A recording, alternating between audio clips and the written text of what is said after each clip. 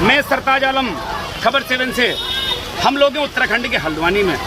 आप देख रहे हैं मूसलाधार बारिश है और उत्तराखंड में 13,000 आशा वर्कर्स का आंदोलन जारी है। इन महिलाओं की हिम्मत को सलाम है जो तेज़ धूप में भी यहाँ पर बैठी हैं और तेज़ बारिश में भी। आप मेरे पीछे से देखेंगे कि नारेबाजी यहाँ पर चल रही है। मुख्यमंत्री और प्रधानमंत्री के खिलाफ भी यहाँ पर बातें हो रही हैं। यहाँ पर आत्मदाह की चेतावनी भी दी जा रही है, सरकार से दो हाथ करने की भी। पिछले 12 दिन से ये भूख हड़ताल और तमाम तरह की चेतावनियाँ देती आ रही हैं और 12 दिन से ही इनका आंदोलन जारी है। इनकी मांगे बहुत मुश्किल नहीं है। जैसे कि हम आपको बताते आ रहे हैं, राज्य कर्मचारी का दर्जा और 21,000 रुपये मासिक वेतन की मांग को लेकर पूरे उत्तराखंड के हर गांव शहर में ये 13,000 आशा वर्कर्स बैठी हैं। आइए आपको ये तस्वीरें दिखाते हैं कि आखिर किस तरह मूसलाधार बारिश में ये नाजुक कही जाने वाली महिलाएं ये इस धरने को अंजाम दे रही हैं और अपने आंदोलन को परवान चढ़ा रही हैं। आज लगता है कि इन महिलाओं ने अपने दुपट्टे को परचम बना लिया है।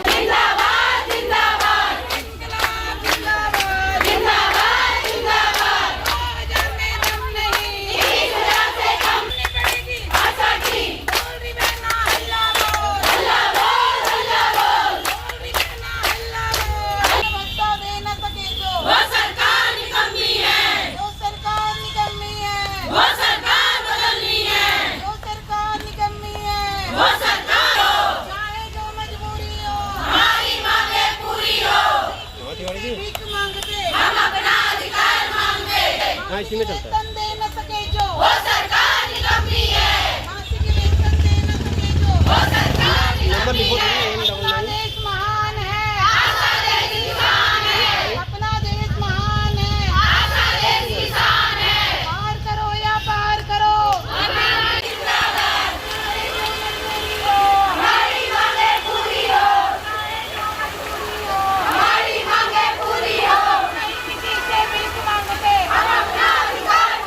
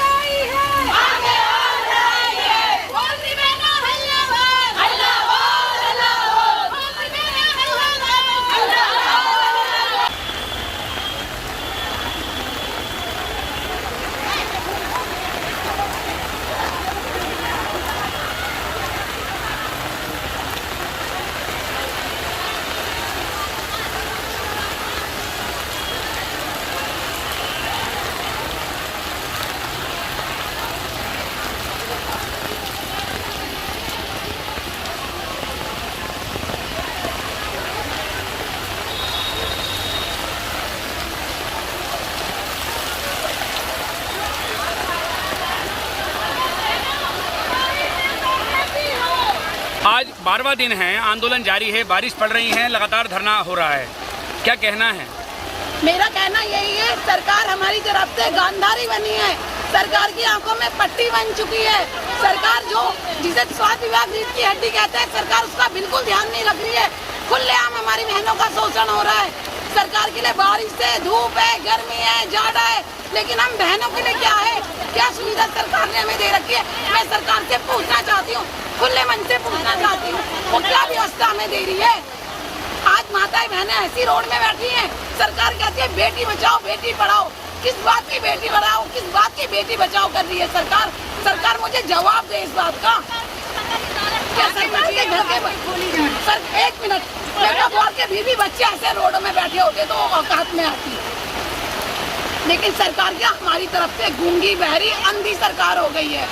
सरकार को हमारी तरफ से कुछ नहीं सुनाई दे रहा है। हमारी तरफ से सरकार गंधारी बनी हुई है। बारिश में भी आप लोग बैठे हैं, बिल्कुल। सरकार क्या सोच रही था, अगर जो हमारा पैसा नहीं करेंगे, हम जब तक हमारी मांगे पूरी नहीं होगी, उग्र आंदोलन होगा, ये बहनें भूख हड़ताल पे जाएंगी।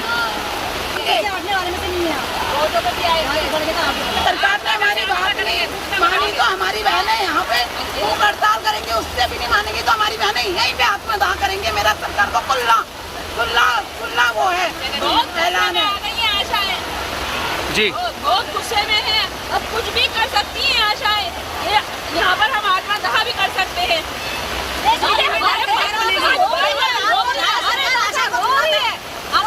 अंदर दिखा नहीं रही है,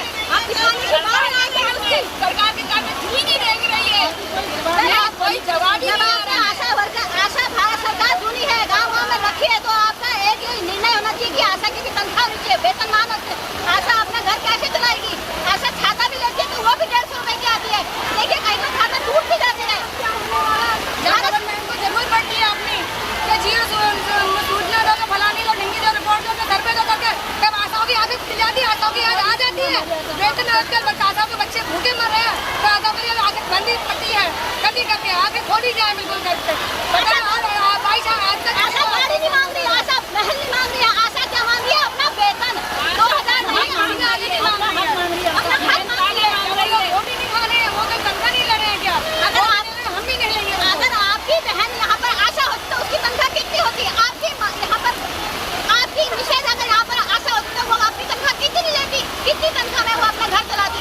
हम लोग घर चला रहे, कैसे चला रहे हैं? देखो हमारी आर्थिक स्थिति देखो। आप देखेंगे कि ये लगातार मूसलाधार बारिश है और इस मूसलाधार बारिश में भी यहाँ आंदोलन जारी है। आप ये तस्वीरें देखेंगे, यहाँ पर बहुत तेज़ यहाँ पर बारिश है और जो यहाँ पर मरीज़ और उनके तीमारदार हैं वो टीन शेड में हैं और जो यहाँ पर आशा वर्कर हैं वो यहाँ पर खुली बारिश यहाँ पर हो रही है, उसमें यहाँ पर अभी भी आप देखेंगे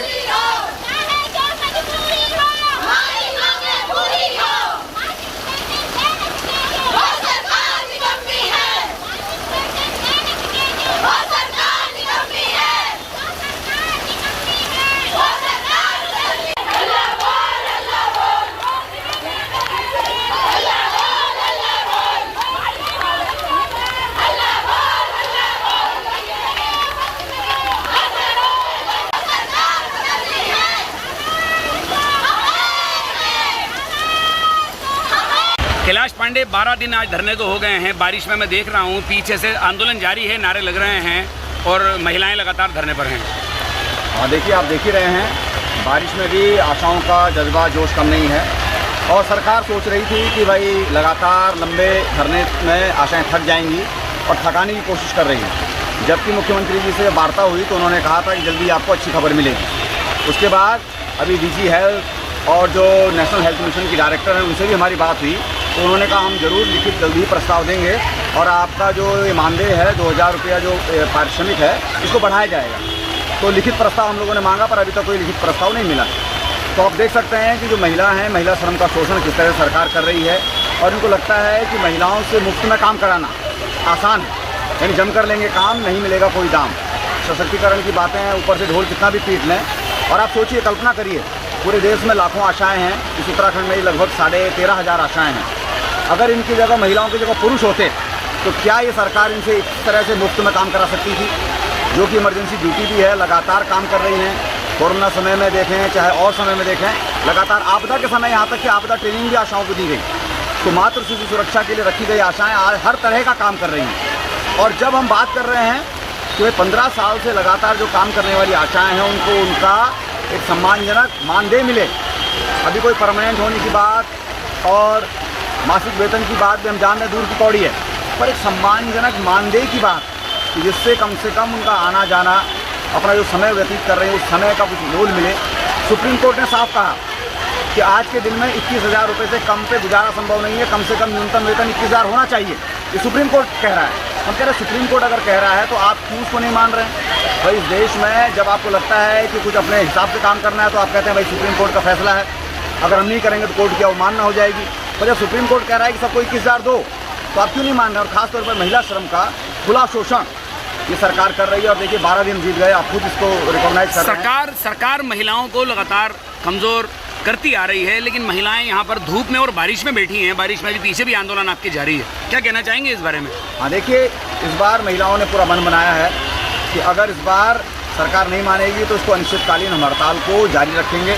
और ये लड़ाई बिल्कुल सरकार दरअसल इस तरह चाहती है, किस तरह से प्रेशर में लेकर के किसी तरह से महिलाओं को कम दाम पे काम करा करके किस तरह मान जाए। क्योंकि वह महिलाओं के बारे में माना जाता है कि वो सेवा काम करती हैं, घर में मुफ्त का श्रम करती हैं, समाज में किसी का सहयोग करती हैं तो फ्री में करती हैं, तो सरकार भी उनको फ्री का कार्यकर्ता समझती है। आप देखिए जितने भी स्कीम वर्कर हैं, कल मैं दाइयों के लिए एक कार्यक्रम में गया था नैनीताल में, दाइयाँ 400 रुपये प्रति माह पे मानदेय है वो। आप सोचिए 400 रुपये प्रति माह पे वो A&M सेंटर में झाड़ू भी लगाती हैं, गंदा भी साफ़ करती हैं, और 400 रुपये प्रति माह पे पिछले 2007 से वो 400 रुपये प्रति माह पे हैं। उससे पहले से काम कर रही हैं, पर उस समय थोड़ा बड़ा था तो पहले 200-250 रुपया था, वो 400 रुपये हुआ। आप सोचिए, तो ये जो दरअसल सोच है कि महिलाओं को कम पैसा दे करके, कुछ पैसा दे करके आप उनसे उनके श्रम का शोषण कर सकते हैं, है ना। ये ऐसा लगता है कि सरकारों को ये जायज़ है, जबकि सरकारों का काम क्या है? सरकारों का काम ये है कि जनता के शोषण के खिलाफ, जनता का अगर शोषण उसको रोक लगाए। भाई कोई फैक्ट्री मालिक शोषण करता है तो मजदूर का शोषण कर रहा है, उस पर रोक लगाए। कहीं भी कोई शोषण हो रहा है उसके खिलाफ वो किसके पास जाएगा? सरकार के पास। अब सरकार खुद ही एम्प्लॉय है, अपने एम्प्लॉयर का, और खासतौर पर महिला कामगार हैं जो बिल्कुल 24 घंटे की ड्यूटी कर रही हैं, इमरजेंसी ड्यूटी कर रहे हैं, रात बिरात कभी भी, है ना, कहीं से कॉल आया है तो गर्भवती महिला के साथ आशाओं को जाना पड़ता है, कोई सुरक्षा भी नहीं है, तो उसके बावजूद सरकार उनको बिल्कुल मुफ्त का कार्यकर्ता समझ रही है। तो ये जो बहुत ही गलत अप्रोच है, महिला श्रम को मुफ्त का जो श्रम समझने की अप्रोच है, ये सरकार की है। और ख़ास तौर पर भारतीय जनता पार्टी की सरकार आने के बाद इस तरह का लगातार हुआ है। परंतु ये भी एक बात मैं कहना चाहता हूँ, महिलाओं के बीच में जागरूकता बढ़ी है, अपने श्रम का शोषण जिस तरह का हो रहा है उसको समझदारी बढ़ी है, और वो इसको लेकर के संगठित हुई हैं। अपनी आवाज़ को बढ़ाने के लिए पूरे देश में भी जिस तरह से बेखौफ आज़ादी के आंदोलन चले कि हमारी जो आज़ादी है वो बेखौफ आज़ादी महिलाओं को मिले, उनको सम्मान मिले, सुरक्षा का मामला मिले, केवल महिला सशक्तिकरण का, बेटी पढ़ाओ बेटी बचाओ का ढोल पीटने से नहीं, उसके विज्ञापनों से नहीं, बल्कि असल में महिलाओं को बराबरी का अधिकार, अगर वो नौकरी कर रही हैं, काम कर रही हैं तो उनको समान वेतन, उनकी हिम्मत हमें दिखाई भी दे रही है। हिम्मत हमें दिखाई दे रही है। हम लोग देख रहे हैं कि बारिश में भी, और अभी बारिश से शुरू नहीं हुई है, ये पिछले घंटे भर से बारिश हो रही है लगभग, और लगातार बैठी हुई हैं। और ये तो भाई आप देखिए मैदानी इलाके में हम हैं, हल्द्वानी में, पर्वतीय क्षेत्रों में भी जहाँ लगातार बारिश हो रही है, नैनीताल में, पिथौरागढ़ में, चंपावत में, बागेश्वर में, टिहरी चमोली में, वहाँ भी आशाएं जमी हुई हैं। इतने दूरस्थ इलाकों में बिल्कुल अपने तमाम जाड़े की परवाह नहीं किए, बारिश की परवाह किए बिना, है ना, वो लगातार आशाएं डटी हुई हैं। और जब तक सरकार बिल्कुल एक सम्मानजनक समझौते का प्रस्ताव नहीं देती है तो आशाएं डटी रहेंगी।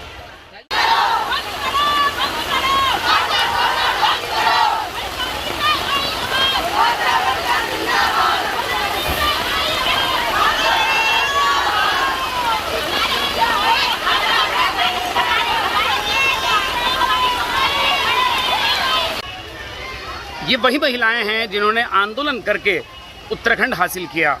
ये वही महिलाएं हैं जो आज पुरुषों के बराबरी की बात करती हैं। और आप उत्तराखंड में हल्द्वानी की इन महिलाओं को देखेंगे कि ये मूसलाधार बारिश में भी अपने आंदोलन से हटी नहीं हैं, लगातार भीग रही हैं, छोटे बच्चे भी अपने घर पर छोड़ के आई हैं।